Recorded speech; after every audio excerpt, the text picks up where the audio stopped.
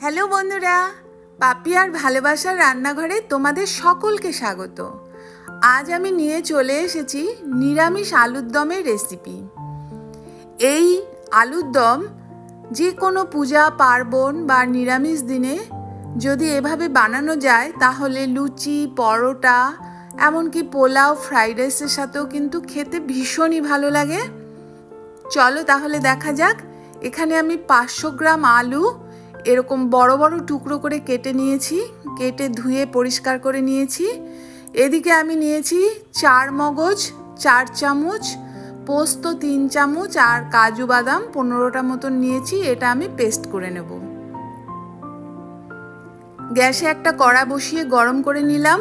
এর মধ্যে দিয়ে দিলাম 3 বড় চামচ সরষের তেল। তেল গরম হয়ে যাবার পর এর মধ্যে 1 চামচ গোটা জিরে, 2টো শুকনো লঙ্কা আর 2টো তেজপাতা দিয়ে ফোড়নে দিয়ে একটু নাড়িয়ে নিচ্ছি। এবারে আমি কেটে ধুয়ে রাখা আলুগুলো দিয়ে দিলাম। এই তেলের মধ্যে আলুগুলো প্রথমেই আমি ভেজে নিচ্ছি।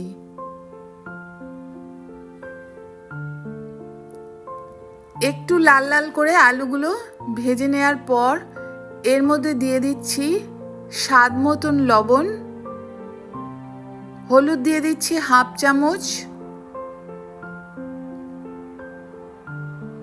আলুর সাথে লবণ আর হলুদটা ভালো করে মিশিয়ে নিয়ে আমি একটু ভেজে নিচ্ছি।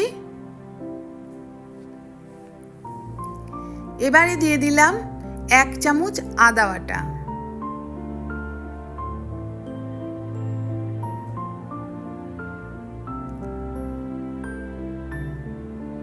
সাথে দিয়ে দিচ্ছি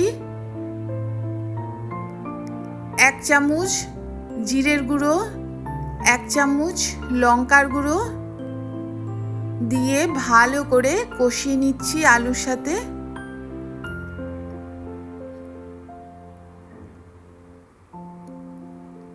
দু 3 মিনিটের মতন কষিয়ে নেবার পর আমি যে পোস্ত, কাজু বাদাম আর চাল মগজের যে পেস্টটা করে রেখেছি সেটা দিয়ে দিলাম। এতেই কিন্তু স্বাদটা অসাধারণ হয়ে যায়। মশলাটা ভালো করে কষে নিচ্ছি আলুর সাথে। দেখো একটু কষিয়ে নেবার পর কতটা লোভনীয় হয়েছে। এবারে আমি মশলার বাটিতেই একটু জল দিয়ে জলটা এর মধ্যে দিয়ে দেব।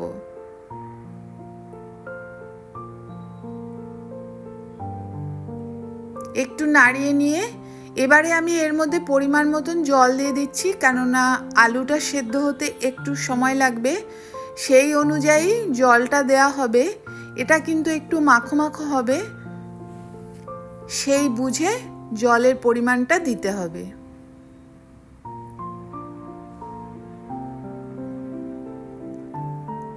কড়াতে ঢাকা দিয়ে দিচ্ছি। আমি 15 মিনিট পর ঢাকনা খুললাম, গ্যাসটা বাড়ানোই ছিল। এবারে দেখে নিচ্ছি আলুটা সেদ্ধ হয়েছে কিনা। আলুটা কিন্তু একদম সেদ্ধ হয়ে গেছে, কতটা মাখা মাখা হয়েছে দেখো, কত সুন্দর লাগছে। আমি 1 চামচ চিনি দিয়ে দিলাম। চিনি দিলে স্বাদটা ব্যালেন্স হয়, ভালো লাগে নিরামিষ তরকারি খেতে। আর গরম মশলার গুঁড়ো 1 চামচ দিয়ে দিলাম। গরম মশলাটা আমার ঘরে বানানো। আর দিয়ে দিচ্ছি 1 চামচ ঘি। নিরামিষ যে কোনো জিনিসে একটু ঘি দিলে এর টেস্টটা কিন্তু ভীষণ ভালো হয়।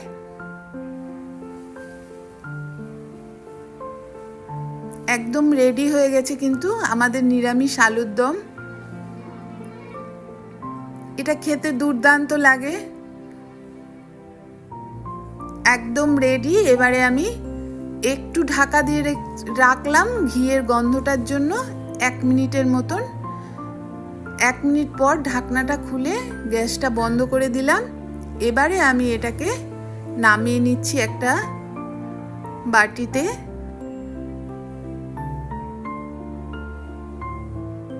দেখো কতটা লোভনীয় হয়েছে, জিভে জল চলে আসছে।